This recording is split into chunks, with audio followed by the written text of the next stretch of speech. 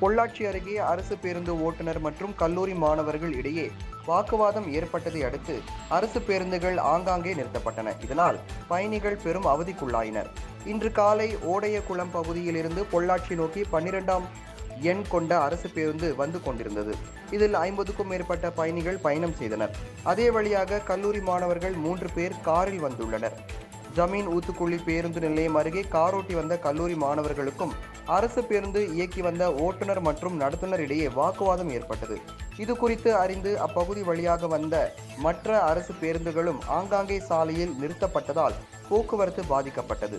இந்த வாக்குவாதத்தின் போது கல்லூரி மாணவர்கள் மீது தாக்குதல் நடத்தப்பட்டதாக கூறப்படுகின்றது.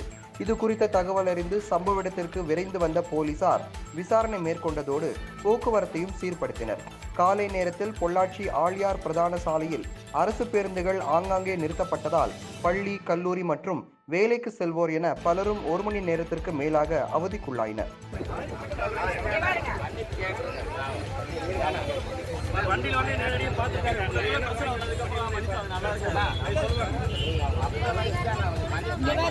ஸ்டேஷனுக்கே போயிருந்தேன்.